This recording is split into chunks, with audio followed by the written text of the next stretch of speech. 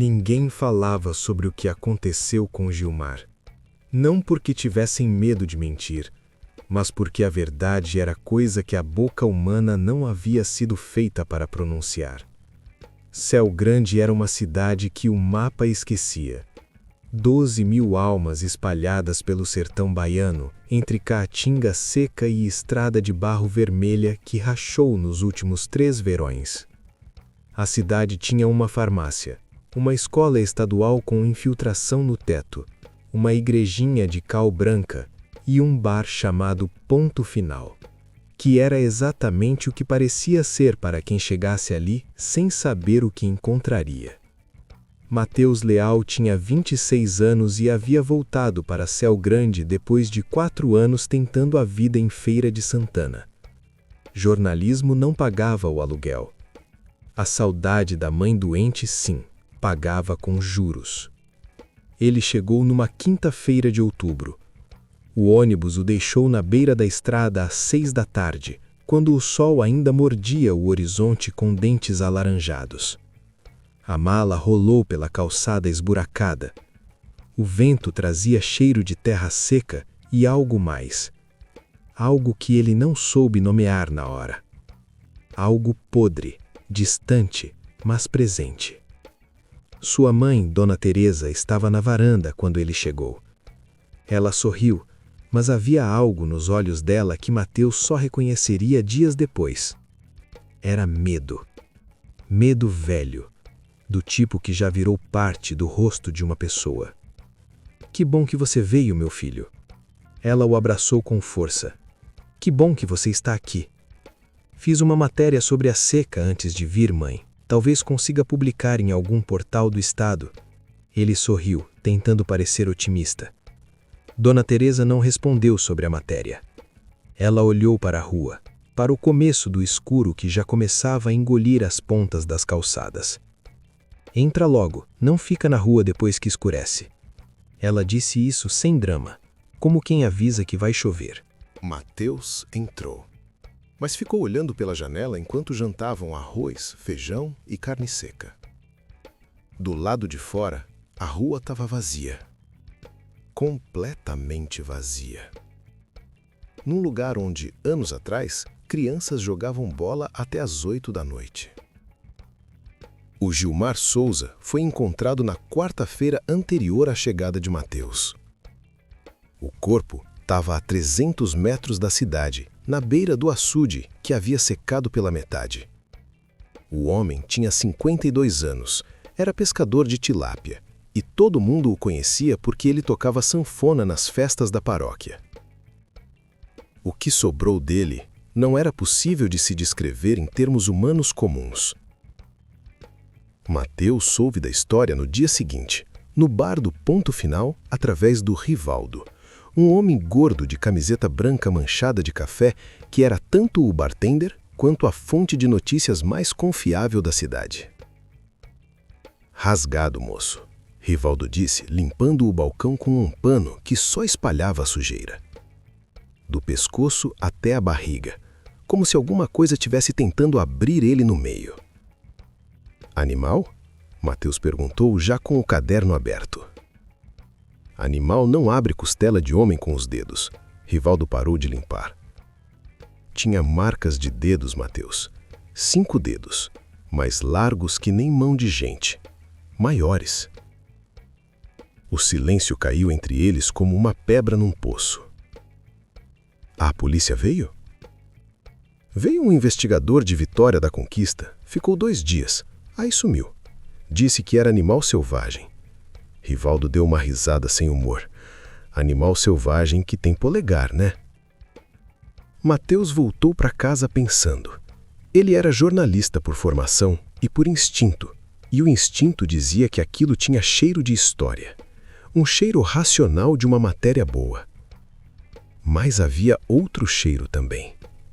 Aquele cheiro que ele havia sentido ao descer do ônibus. Podridão. Distante, mas viva.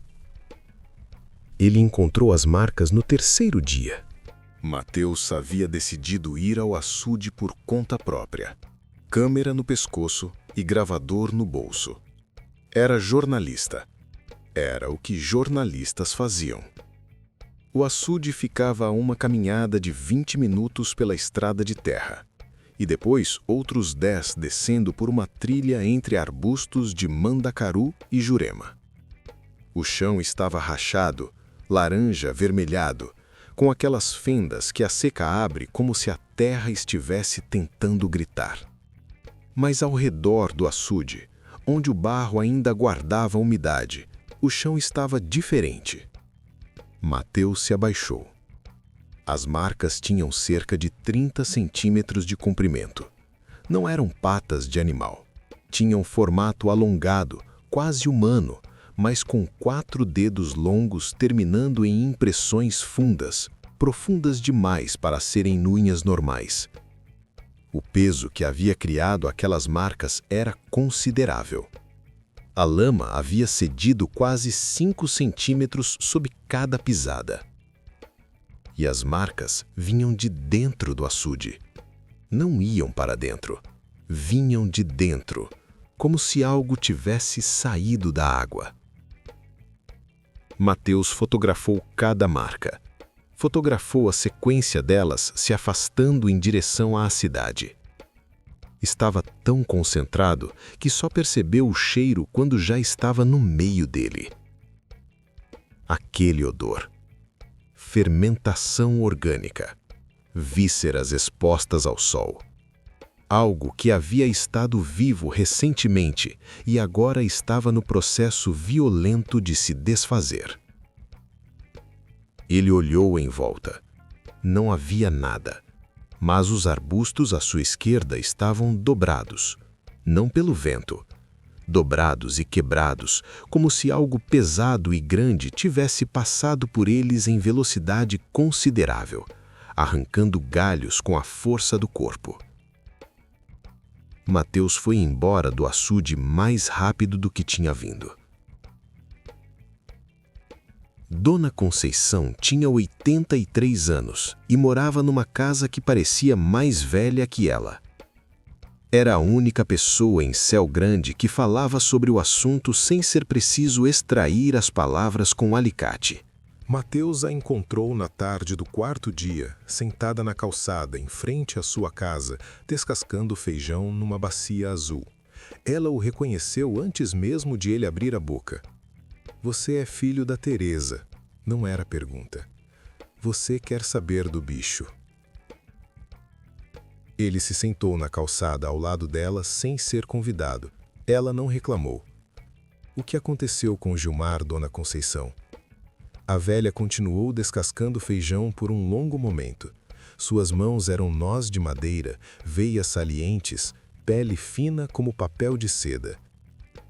Isso acontece de 50 em 50 anos, mais ou menos. Ela disse por fim. A última vez foi em 1974. Antes disso, 1921.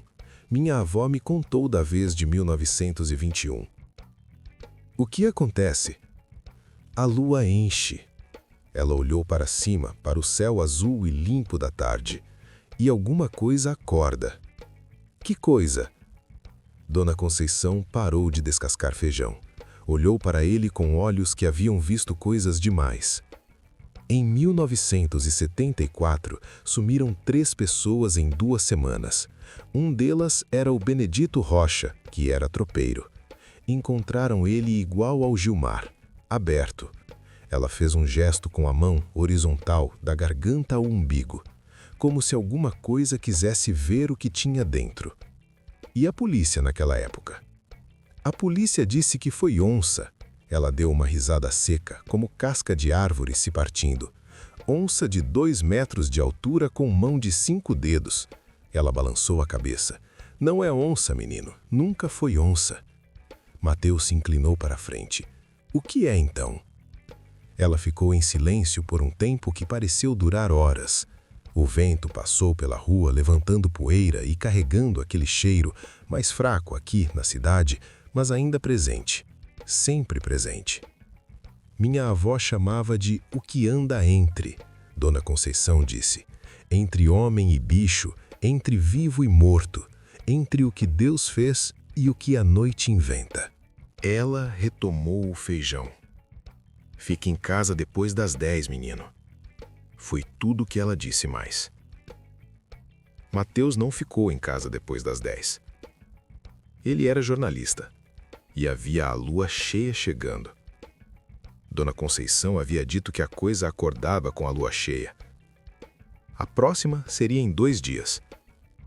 Ele precisava de mais informações antes disso. O ponto final fechava à meia-noite. Ele chegou às 11h30 e encontrou Rivaldo lavando copos atrás do balcão e mais 3 homens bebendo em silêncio nas mesas. O ambiente era de velório. Foi quando Toinho entrou. Toinho tinha 16 anos e trabalhava na roça com o pai. Era magro, escuro de sol, com aquele jeito de quem cresceu rápido demais por necessidade. Ele entrou pela porta já ofegante, os olhos arregalados. "Rivaldo!" A voz estava trêmula. "Rivaldo, eu vi!" O bar inteiro ficou quieto. Quieto de um jeito diferente da quietude normal. Um silêncio que puxava o ar do ambiente. "Viu o que, Toinho?" Rivaldo deixou o copo no balcão devagar. Na estrada, vindo do açude, o menino estava com as mãos tremendo. Tinha uma coisa, grande, caminhando, mas torta. Tipo... Ele fez um gesto com os braços, tentando imitar alguma postura impossível. Tipo pessoa, mas não era pessoa. Muito grande. E curvado assim, como se a coluna não fosse direito. "Que cor?" Mateus perguntou antes de pensar. Todos olharam para ele. Toinho também. Escura, mas com pelo. Muito pelo. O menino engoliu em seco. "E o cheiro, moço? Deus me livre. Parecia que alguma coisa morreu dentro dele faz tempo." Um dos homens nas mesas jogou o dinheiro sobre ela e saiu sem dizer palavra. Os outros 2 fizeram o mesmo. Rivaldo fechou o bar às 11h45. Mateus foi para casa a pé, na escuridão da rua que tinha apenas 2 postes funcionando, com o gravador ligado no bolso e os olhos em tudo ao mesmo tempo. Foi quando ouviu o som, vindo de cima dos telhados. Não era um uivo, não era um grunhido, era algo entre os 2. Um som gutural, profundo, que parecia vir de um aparelho vocal que havia começado como humano e então foi modificado por algo cruel e lento. Um som que a garganta humana não deveria ser capaz de produzir. E então, passos. No telhado. Pesados. Ritmados. Acompanhando-o. Mateus não correu. Correr era instinto, e instinto ele havia aprendido em 4 anos de jornalismo cobrindo violência urbana, podia te matar mais rápido do que a ameaça em si. Ele caminhou, depressa, olhos na frente. Os passos no telhado continuaram por 2 quarteirões. E então pararam. A lua cheia chegou na noite do 7º dia. Mateus havia passado os 2 dias anteriores pesquisando. Ligou para colegas em Salvador, procurou relatos em arquivos digitais de jornais antigos, encontrou uma menção em um boletim policial de 1974. Ataque de animal não identificado. Vítima Benedito Rocha dos Santos, 44 anos. Marcas inconsistentes com fauna local. Inconsistentes. A palavra que os relatórios oficiais usavam quando não queriam dizer a verdade. Ele havia também, naquelas noites, ouvido a coisa se mover pela cidade. Sempre à distância, sempre nos telhados ou nas bordas da escuridão onde os postes não chegavam. Uma vez, às 2 da manhã, Ele olhou pela janela do quarto e viu, por talvez 3 segundos, uma silhueta no topo do muro do vizinho. Larga, inclinada para frente, cabeça grande demais para o pescoço. Na noite da lua cheia, Mateus tomou uma decisão que mais tarde reconheceria como a mais estúpida da sua vida. Ele foi para o açude. Com câmera, com gravador, com uma faca de cozinha que sabia que não serviria para nada, mas que o fazia sentir ligeiramente menos idiota. Chegou ao açude às 10 da noite. A lua estava enorme e branca, refletida na superfície da água quieta. As sombras eram longas e nítidas. A caatinga ao redor parecia pintada em preto e prata. Ele ficou quieto. Esperou. 30 minutos. Nada. Ele estava começando a achar que havia exagerado em seu instinto narrativo quando sentiu o cheiro. Não era mais distante. Era ali, imediato, avassalador. Vísceras, sangue coagulado, algo orgânico em decomposição acelerada e, por baixo de tudo isso, algo animal, almiscarado, o cheiro de predador que não havia tomado banho em meses. Mateus ficou imóvel. Do outro lado do açude, os arbustos se moveram.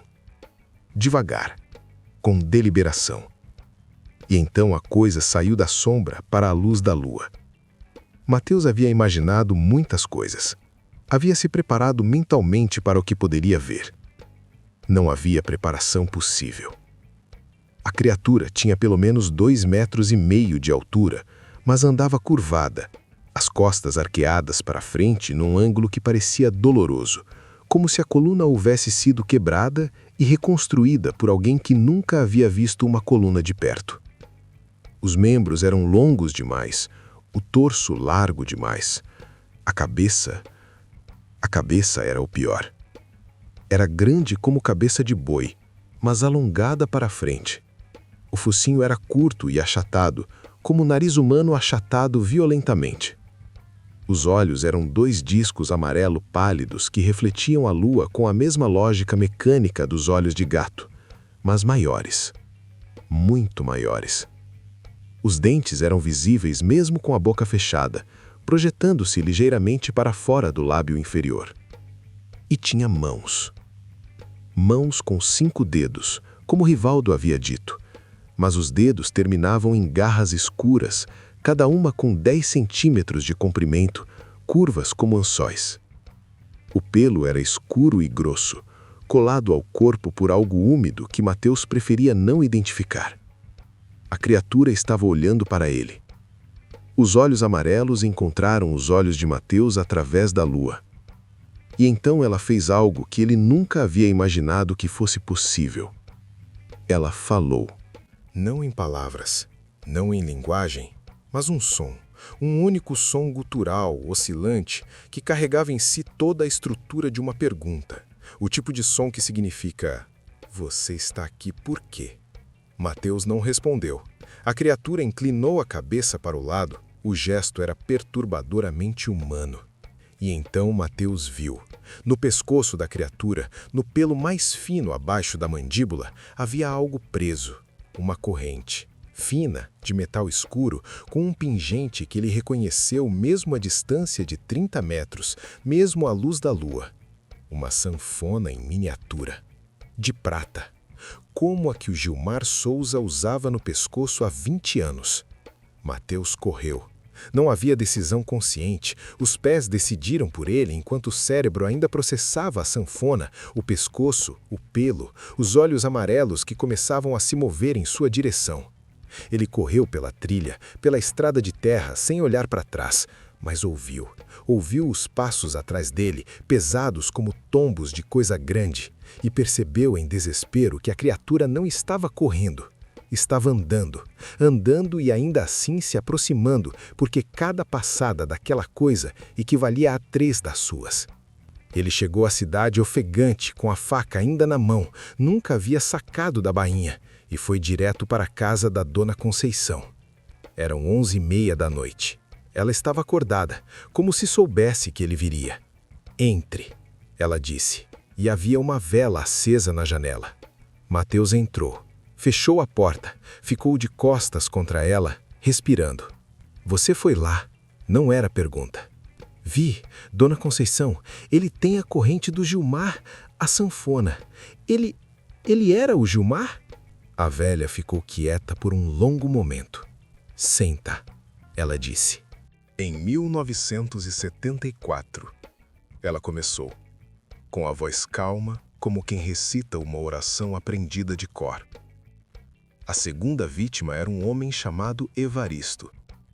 Antes de morrer, ele ficou doente por 3 semanas. Febre, delírio.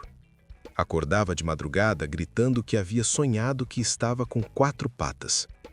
Ela olhou para Mateus. O Gilmar ficou doente 2 meses atrás. Febre que a farmácia não resolvia. Mateus sentiu o frio descer pela espinha. Mas o corpo? Encontraram o corpo do Gilmar.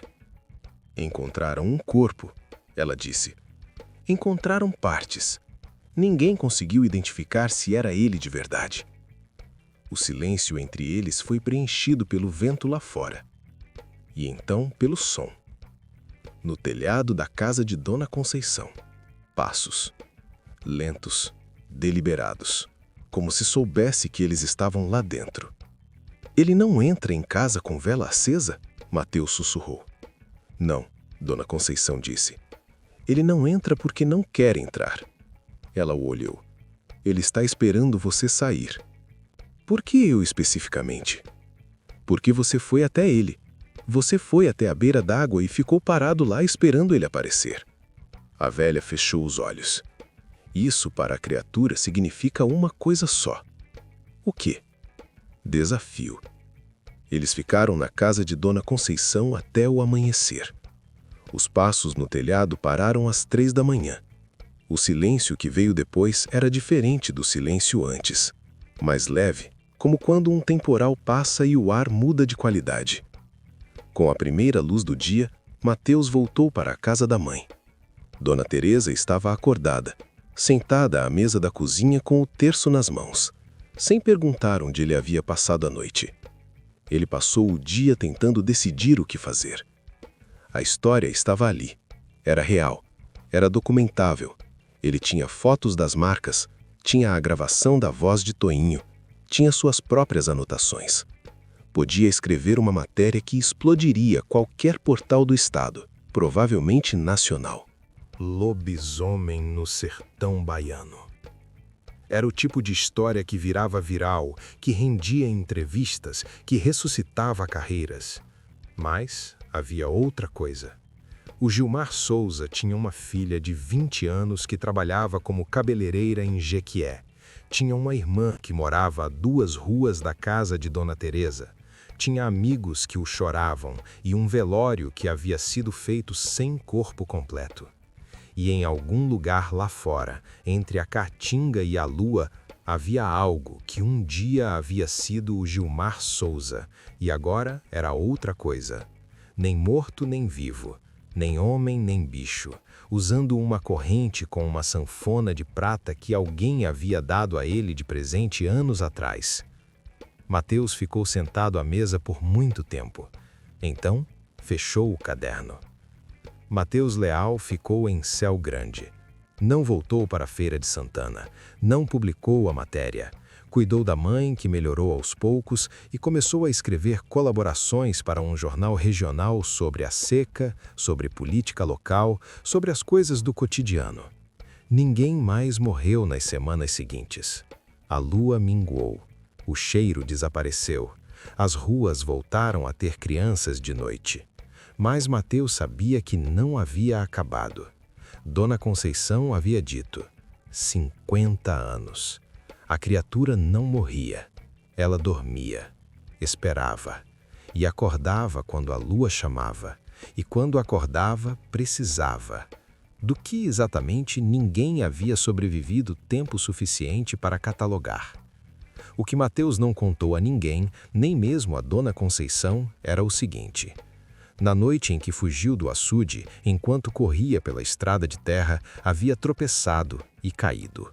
caído de bruços no chão de barro seco, e antes de se levantar, algo havia tocado sua nuca. Uma mão, fria, pesada, com dedos largos demais. Não havia arranhado, não havia apertado, havia apenas tocado, como quem toca o ombro de alguém que conhece. E então se retirou. Mateus havia se levantado e corrido sem olhar para trás. Mas 3 semanas depois, acordou às 2 da manhã suando, com as mãos formigando. Ficou olhando para elas no escuro do quarto por um longo tempo. Elas pareciam normais, mas havia algo nos dedos, uma espécie de coceira profunda nos ossos que nenhum coçar alcançava. Como se algo dentro dos tendões estivesse mudando lentamente, com paciência de coisa que tem tempo. Ele foi ao banheiro, acendeu a luz, colocou as mãos debaixo d'água fria. No espelho, seus olhos refletiram a luz. Amarelo pálido. Por um segundo. Apenas um segundo. E então, voltaram ao castanho de sempre. Mateus Leal, no escuro do seu quarto, percebeu com um horror calmo e absolutamente gelado que havia reconhecido aquele som. Porque era o mesmo som que havia saído de sua própria garganta naquela manhã, quando dormia. Ele havia gravado. Desligue as luzes agora. Veja se seus olhos brilham no escuro e torça para que não brilhem.